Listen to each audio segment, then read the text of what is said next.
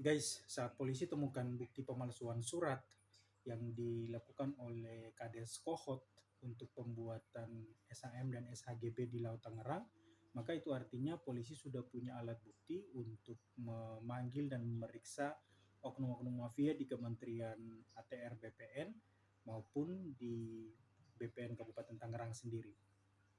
Ditambah lagi dengan SHM dan SHGB yang kemarin sudah dicabut oleh Menteri Nusron.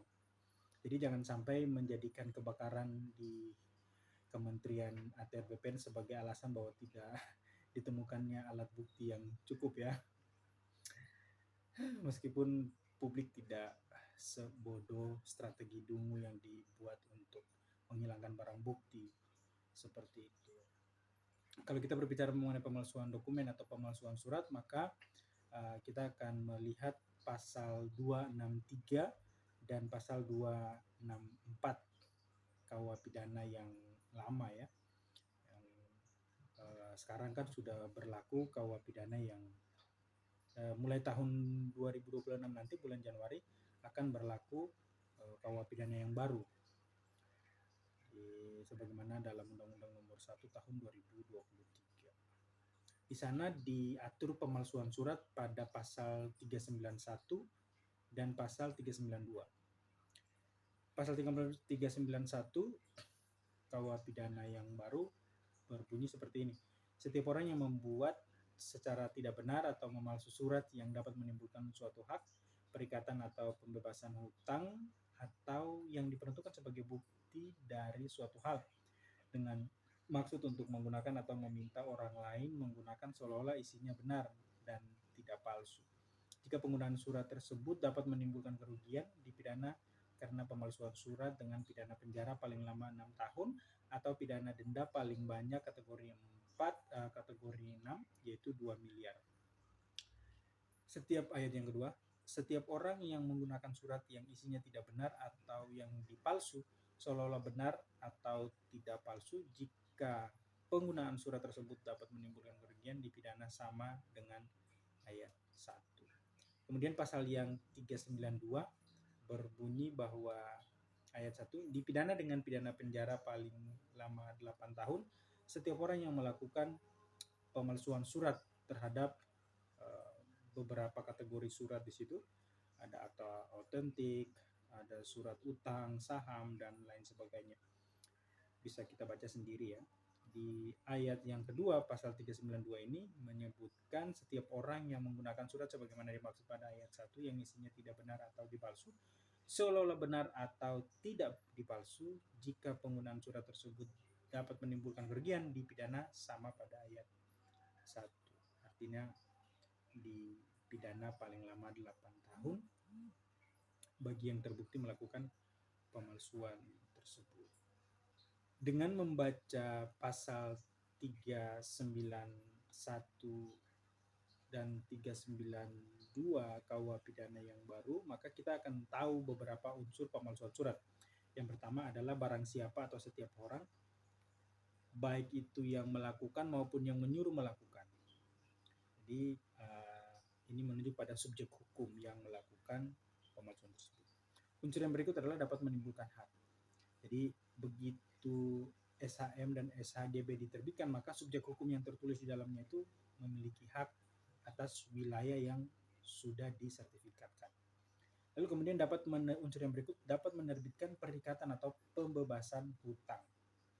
Jadi misalnya Udin yang tertulis namanya sebagai pemilik hak, dia lalu menjadikan SHM itu sebagai dasar untuk perjanjian kredit di bank, maka itu sudah memenuhi unsur pemalsuan surat. Atau dia ingin membebaskan hutang-hutangnya di Pegadaian misalnya, atau di pinjol misalnya, nah itu bisa dikategorikan sebagai unsur dapat menerbitkan perikatan atau pembebasan hutang. Unsur yang berikut adalah diperuntukkan sebagai bukti atau keterangan bagi suatu perbuatan. Jadi ini lebih kepada perbuatan yang lebih luas, di mana di dalam perbuatan itu ditunjukkanlah SHM atau SHGB yang bodong tersebut. Contoh, saat Angkatan Laut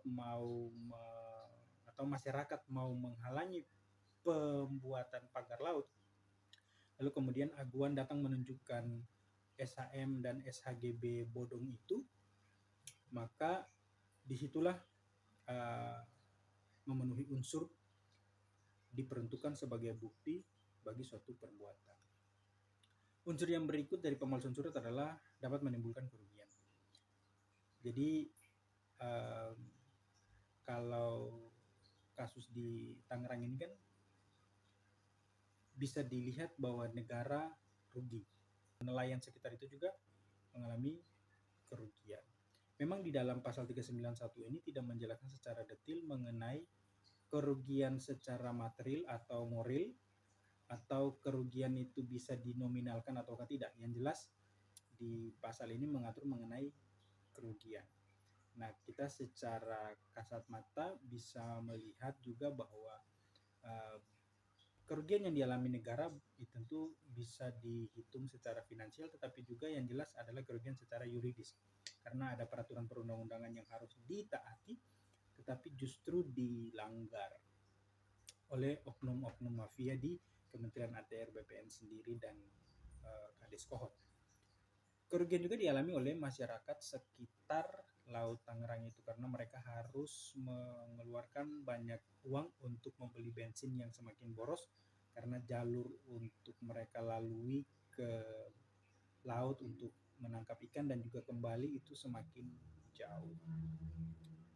Itu mengenai unsur-unsur pemalsuan surat di dalam pasal 391 dan 392 KUH pidana yang baru. Lalu modus atau bentuk pemalsuan surat sebenarnya ada dua kategori. Yang pertama adalah mengubah secara total bentuk surat itu. Contoh, surat yang harusnya berbentuk segi empat dibikin segitiga, atau warna surat yang harusnya berwarna hijau tapi dibikin warna orange misalnya. Nah, ini modus seperti ini jarang digunakan. Tapi yang paling sering digunakan adalah modus isi surat tidak sebagaimana semestinya atau tidak sebagaimana yang sebenarnya. Contoh, mencomot nama orang lain atau memalsukan tanda tangan. Harusnya di situ adalah tanda tangan Pak Kolit, tapi yang menandatangani adalah Pak Kades Kohot, mendompleng catatannya Pak Kolit. Nah, itu termasuk kategori atau modus pemalsuan isi dari surat tersebut.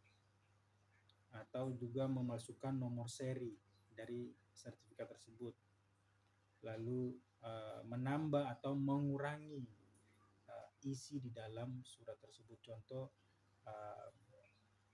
surat ukur tertulis 1 km persegi, tapi malah ditambahkan menjadi 20 km persegi.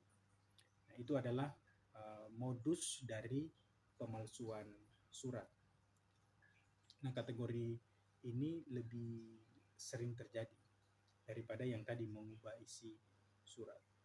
Yang paling sering terjadi adalah blankonya itu secara physically bisa terlihat mirip dengan yang dikeluarkan oleh lembaga resmi, tapi ternyata isinya tidak sebagaimana mestinya atau tidak yang sebenarnya.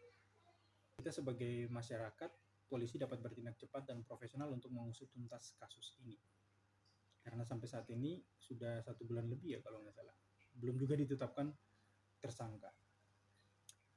Dan saya masih ragu polisi akan bekerja dengan profesional dan cepat, karena sekarang aja lambatnya minta ampun. Apalagi dengan kejadian kebakaran yang disengaja di Kementerian ATR, tentu akan membuat polisi bertindak lebih lambat lagi. Dan mirisnya, meskipun kinerjanya mereka lambat, mereka tidak mengalami pemotongan anggaran APBN.